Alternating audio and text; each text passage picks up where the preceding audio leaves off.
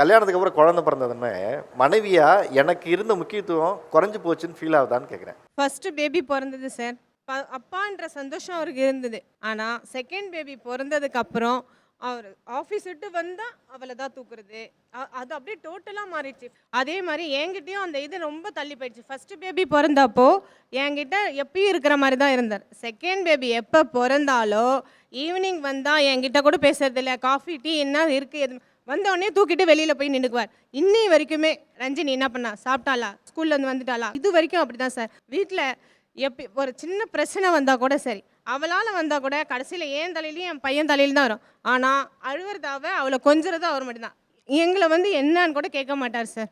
ஆனால் எனக்கு ஃபஸ்ட்டே பொண்ணு பிறக்கணும்னு இவர்கிட்ட நான் சொல்லியிருந்தேன். எனக்கு என்னென்ன கிடைக்கலையோ எல்லாம் என் பொண்ணுக்கு கிடைக்கணும், நான் எல்லாம் செய்யணும் அப்படின்னு ஆசைப்பட்டேன். ஆனால் அவள் என்கிட்ட ஒன்று கூட கேட்க மாட்டான். எல்லாம் அவங்க அப்பா கிட்ட, ஸ்கூல் சேஞ்ச் பண்ணணுமா, இந்த ட்ரெஸ் வேணுமா, உடனே அவங்க அப்பாவுக்கு ஃபோன் பண்ணி எனக்கு டிஷர்ட் வேணும் போடணும், சரிம்மா வாங்கி தரேன், நான் வந்து என்கிட்ட கேட்கணும்னு இது வரைக்கும் கேட்கவில்லை. எதுவுமே என்கிட்ட கேட்க மாட்டான். எல்லாம் அவங்க அப்பா. எங்களுக்குள்ளே இருக்கிற இது கூட குறைஞ்சிச்சு, சுத்தமாக குறைஞ்சிச்சு. எங்கள் அப்பா அம்மா கிட்ட எனக்கு சுத்தமாக பாசமே கிடையாது. எனக்கு கிடைச்ச பாசம் ஃபுல்லாக இவர்கிட்ட. மேரேஜுக்கு அப்புறம் தான் எனக்கு பாசம்னாலே என்னன்னு தெரிஞ்சுது.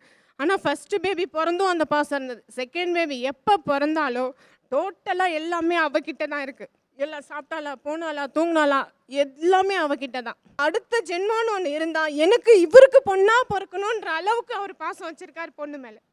காலையில் ஏஞ்சா ரஞ்சினி, தூங்கினா ரஞ்சினி, எப்போ ஃபோன் பண்ணாலும் ரஞ்சினி ரஞ்சினி ரஞ்சினி. வழங்கும் வா தமிழா வா ஞாயிறு தோறும் காலை 9 மணிக்கு நமது கலைஞர் தொலைக்காட்சியில்.